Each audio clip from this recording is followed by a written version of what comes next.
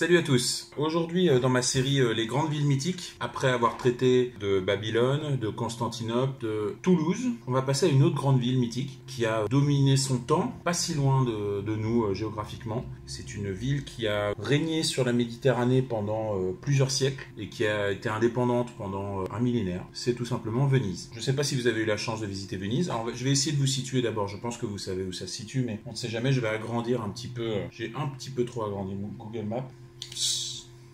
Venise, c'est ici dans le creux, là, entre la côte d'Almate, vous voyez la Croatie en gros, et l'Italie. C'est à la pointe nord de la mer Adriatique. Comme vous le savez, c'est une ville qui a été construite sur la lagune.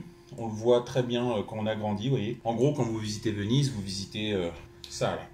La plus grosse île, vous voyez, mais il y a plein d'autres petites îles comme ça un petit peu partout. Et tout ça, c'est la lagune. Hein. C'est de l'eau principalement, pas très profonde. Quand on voit ça, on peut se demander ce qui a pris à ces gens de venir s'installer ici. Alors, il y avait de la terre à côté, vous voyez, il y avait des endroits très sympas pour s'installer, mais ils ont préféré aller se mettre les pieds dans l'eau. À cet endroit-là, ils ont créé tout simplement une des plus grandes cités de l'histoire de l'humanité, tout simplement. Donc, je vais me pencher. Évidemment, vous me connaissez, plutôt sur l'histoire de la ville. Pour la création de Venise, il y a la légende et il y a la vérité. Comme souvent, la légende, c'est en partie vrai et c'est quelque chose à gratter. Donc, Venise, selon la légende, a été créée en 421 après Jésus-Christ par 3 consuls qui seraient venus de Padoue. Ça se situe ici, vous voyez, qu'à l'ouest de Venise. Ils seraient venus pour échapper aux attaques des Huns de Attila. Ils seraient donc installés sur les îlots, comme ça, et notamment ici, qui deviendra le quartier du Rialto. C'est ici, le pont du Rialto. Oui, ah bah oui.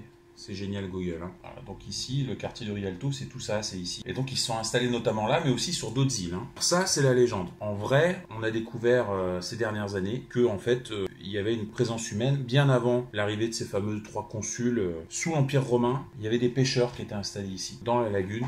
Et il y en avait même pas mal. Hein. Ils étaient assez nombreux. On a trouvé beaucoup de traces de présence humaine à ce moment-là. On sait aujourd'hui qu'il y a des vestiges de l'Empire romain qui sont situés 2 mètres sous l'eau. Donc ça veut dire qu'on n'a encore pas fini de trouver des trucs. Et c'est ça qui est génial avec l'archéologie, c'est que ça s'arrête jamais. Il y a toujours des trucs à creuser ou à dégager de l'eau. Ce qui est vrai par contre, c'est que cette population-là romaine a dû fuir cette zone-là à cause d'une inondation. Et qu'ensuite, ils ont dû revenir pour fuir justement les attaques barbares, les attaques des Huns, puis les attaques, l'invasion des Ostrogoths. Alors je vous ai parlé de leur dernière vidéo sur Toulouse, de leurs cousins visigoths qui eux sont installés dans l'ouest de l'Europe, donc en Espagne et à Toulouse. Eh bien les Ostrogoths, donc les Goths de l'Est, eux sont restés dans le nord de l'Italie. Et après les Huns d'Attila, ce sont les Ostrogoths qui ont incité les habitants à venir s'abriter sur les îles, tout simplement parce que par exemple dans le cas des Huns, ils étaient à cheval. Donc pour aller attaquer une lagune à cheval, il faut s'accrocher. Donc ils étaient à l'abri à cet endroit-là. Dans un premier temps, ils se sont installés sur toutes les petites îles et ils ont construit chacun leur petit patelin. Ils ont planté des pieux, ils ont mis du parquet dessus et ils ont commencé à construire des bâtiments tout simplement. Les Lombards, donc qui étaient un autre peuple barbare et qui vont donner leur nom à la grande région du nord de l'Italie, vont eux arriver en 568. Dès leur installation, dans les siècles qui vont suivre, ils vont devenir un lieu d'artisanat et de commerce, un lien entre l'Europe, l'Occident on va dire, le royaume franc par exemple, et l'Orient, donc les Arabes qui n'étaient pas encore musulmans mais qui allaient le devenir, et surtout l'Empire byzantin qui lui a survécu à l'Empire romain. C'est à la fin du 7e siècle et au début du 8e en gros que Venise s'est affirmée et par exemple a commencé à élire des doges pendant un millénaire. Ça a été tout simplement le grand magistrat en chef qui a dirigé Venise. C'est des membres des grandes familles qui s'enrichissaient grâce au commerce et qui avaient suffisamment d'influence pour faire élire un de leurs représentants et donc ils étaient élus. Alors ils étaient élus par les aristocrates, par les plus riches, c'était pas le peuple hein, évidemment, mais à l'époque quand même un chef d'État qui était élu, c'était quand même assez original même s'il était élu à vie. Hein. Et il y en a quand même eu 120 sur un millénaire, sur 1100 ans, pendant 11 siècles, il y a eu 120 doges. Venise donc ne va cesser de se développer au point que, tandis que l'Empire byzantin va commencer un petit peu à végéter, on va dire, Venise va devenir dans un premier temps son arme, notamment maritime, contre les invasions musulmanes, barbares, presque devenir indépendante et va devenir indépendante aux dépens de l'Empire byzantin. Il résiste par ailleurs en 810 à Charlemagne quand même, c'est pas rien. Il y a un autre événement qui peut paraître négligeable mais qui est assez symbolique, c'est en 828, les reliques de Saint-Marc, qui reviennent à Venise et qui va faire que le grand endroit touristique de Venise, c'est-à-dire la place Saint-Marc et la basilique Saint-Marc, ou San Marco, vont prendre le nom de ce saint, qui est un saint latin. C'est pas un saint grec, si vous voulez. L'Empire byzantin était de culture grecque. Venise va intégrer de fait le monde chrétien à avec ses reliques, ce qui va encore augmenter, on va dire, la séparation, la fracture entre l'Empire byzantin et Venise. Venise qui est plutôt ouverte d'esprit, alors peut-être que c'est parce qu'ils sont principalement motivés par le commerce et que la politique ne les intéresse pas beaucoup, mais par exemple, dans leur ville, les juifs sont tolérés. Alors ils sont relégués dans un ghetto, et d'ailleurs c'est eux qui vont créer le nom à Venise, puisque le ghetto ça a été créé à Venise. Alors ils étaient dans le quartier très joli d'ailleurs à visiter, qui s'appelle le Canareggio, dans le nord de la ville, qui est là, voilà. Le Canareggio c'est ici, c'est au nord du Grand Canal. C'était l'endroit où étaient relégués les juifs. On a appelé ça le ghetto tout simplement parce qu'avant il y avait une ancienne fonderie, et en vénitien, fonderie ça se dit ghetto tout simplement. Ce mot qui est devenu générique pour désigner les quartiers un peu communautaires, à la base c'était le quartier juif de Venise. Les juifs n'avaient le droit d'habiter que dans ce quartier-là, mais ils avaient le droit de commercer. Ils n'étaient pas comme les juifs dans le ghetto de Varsovie où ils étaient murés et ils n'avaient aucun contact avec l'extérieur, ils crevaient la dalle. C'était pas la liberté, c'était pas la folie. Pour nos yeux à nous, ça serait révoltant aujourd'hui que ça arrive. Mais à l'époque, c'était plutôt une avancée. Vous voyez, c'était plutôt une preuve d'ouverture d'esprit. Je trouve que la période actuelle montre qu'on a du mal à regarder les événements antérieurs autrement qu'avec notre œil d'occidentaux du XXIe siècle. Il faut savoir accepter qu'à l'époque, que les bonnes choses arrivent lentement, malheureusement. Pour l'époque, c'était révolutionnaire presque, même si les musulmans aussi traiteront de la même manière les juifs, c'est-à-dire qu'ils les accepteront au sein de leur communauté, même s'ils devront payer le droit d'être juifs, mais ils n'étaient pas persécutés pour autant. Au XIe siècle, Venise a tellement réussi que ça devient la plus grande puissance maritime de Méditerranée. Vous voyez sur cette carte l'influence de Venise à ce moment-là. Ça, c'est à la fin du XVIe siècle. Venise va posséder à la fin une partie du nord de l'Italie, va être bien installée au bord de la côte adriatique, les îles grecques comme ça. En fait, c'est que des comptoirs, ce qu'ils appelaient, pour que les bateaux puissent arriver tranquillement comme ça jusqu'en Asie. Ils vont posséder la Crète aussi. Ils vont même posséder tout le Péloponnèse, donc le sud de la Grèce, ce qui va leur permettre vraiment de dominer la Méditerranée. C'est à ce moment-là que naît aussi leur grande rivalité avec Gênes, de l'autre côté de l'Italie. Gênes, eux, alors ils vont posséder la Corse, par exemple, avant qu'ils la vendent à la France, juste avant la naissance de Napoléon. Gênes est ici. Ils vont avoir quelques petites possessions au bout de la Turquie, là. Ils vont aussi avoir des possessions autour de la mer Noire, ce qui va leur permettre de s'installer sur la route de la soie. Ce qui va se passer également en faveur des Vénitiens, ils vont être très malins pour à la fois participer à l'affaiblissement de l'Empire byzantin et également à se faire de l'argent. Ils vont aider aux croisades. Les croisades, c'est ces grandes expéditions que le pape va réclamer aux grands rois chrétiens, donc le roi de France, le chef du Saint-Empire romain germanique, les Anglais également. Tous ces rois, ils vont être appelés à aller délivrer le tombeau du Christ, qui est donc en Terre Sainte ici. Autour du millénaire, il va y avoir plusieurs croisades qui vont être envoyées là, avec plus ou moins de réussite. Au final, les Européens ne prendront pas pied là, mais ils vont quand même occuper plusieurs villes. Ils vont fonder Saint-Jean d'Acre, etc.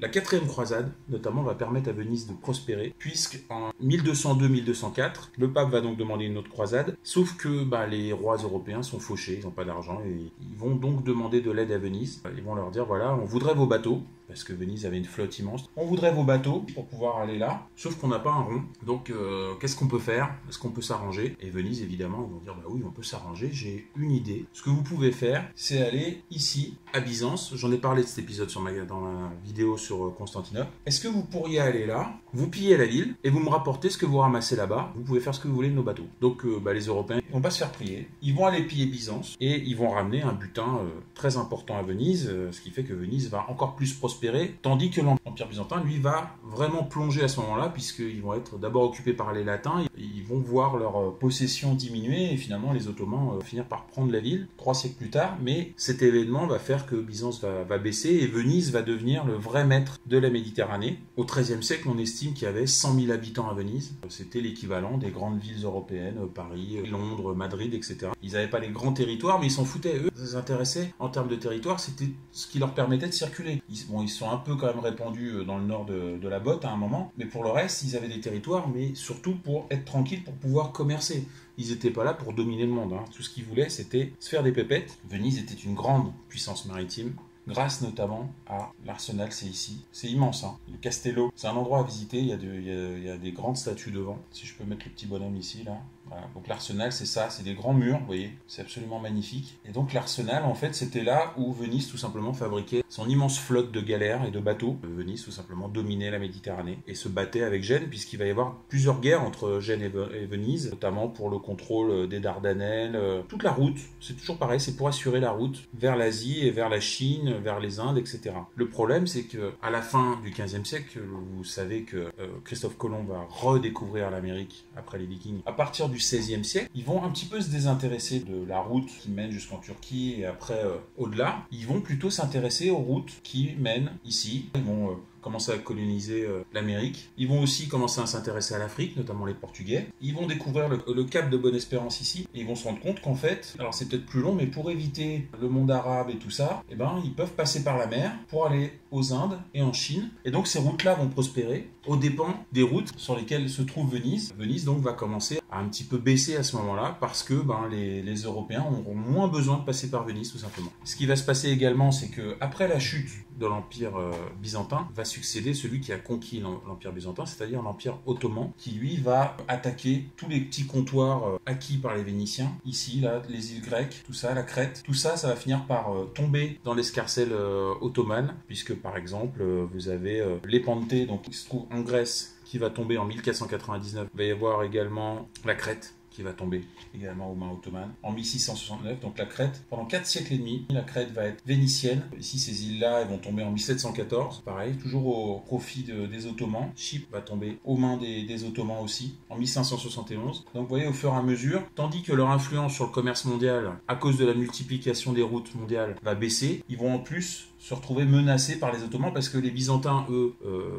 ils n'étaient pas spécialement expansionnistes. Par contre, les Ottomans, ils l'étaient. Hein. Et les Ottomans, ils ont quand même poussé jusqu'en Autriche. Hein. Ils ont quand même assiégé Vienne un jour. Il va y avoir également les guerres d'Italie qui vont mettre Venise en difficulté puisque au tout début du XVIe siècle, il y a la France, d'abord sous Louis II, puis sous François Ier, va lorgner sur les territoires du nord de l'Italie et va se heurter aux intérêts notamment de Charles Quint, donc le Charles Quint qui était l'empereur d'Espagne mais qui avait des possessions en Italie, au Saint-Empire romain germanique, même aux Anglais aussi. Et donc il va y avoir une guerre comme ça, avec des alliances qui vont pas arrêter de bouger. Je vais pas tout vous raconter, mais en gros, à la fin de cette guerre, Venise ne va pas perdre de territoire, mais va se retrouver littéralement coincée entre les possessions espagnoles, les possessions germaniques et les possessions turques. Alors les Français, eux, par contre, ils n'auront pas réussi. On n'est pas fait pour la guerre, les Français. À part Napoléon, on n'est pas fait pour la guerre. Pourtant, c'est les Français qui ont commencé, mais au final, ils prendront pas du tout pied dans cette zone. Donc, comme je l'ai dit, ils perdent Chypre en 1571, ils perdent la Crète en 1669, ils conquièrent le Péloponnèse quand même, ça s'appelait la Moréa à l'époque, en 1685, juste après avoir perdu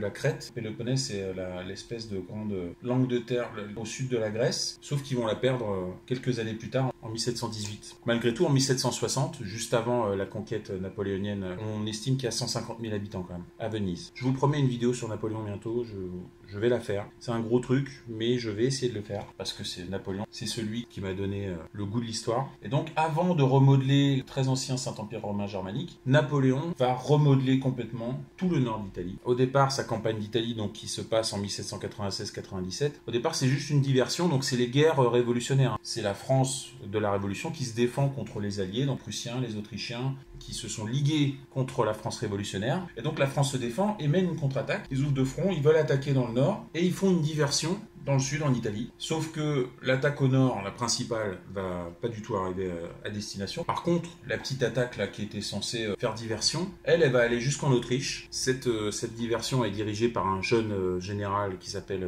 Bonaparte et va conquérir Venise en 1797. Napoléon Bonaparte qui va à l'occasion s'emparer par exemple de l'armada vénitienne. Et donc c'est la fin de plus de 1000 ans, presque 11 siècles d'indépendance de la République sérénissime de Venise en 1797. Par la suite, Venise qui va devenir autrichienne l'année d'après, suite au traité de Campo Formio, négocié tout seul par Napoléon. Et il s'en foutait en fait d'occuper Venise. Il a laissé Venise aux Autrichiens, et l'Autriche donc qui va diriger Venise pendant presque un siècle, pas tout à fait, avant que Venise finissent par rejoindre le royaume d'Italie lorsque l'Italie va s'unir dans les années 1760-70. Aujourd'hui, Venise, c'est un musée à ciel ouvert. C'est un endroit principalement touristique. C'est un endroit qu'il faut quand même voir une fois dans sa vie, je pense. C'est assez étouffant au niveau touriste, mais malgré tout, c'est un endroit à voir. Je vous remercie de votre attention et je vous souhaite une excellente journée.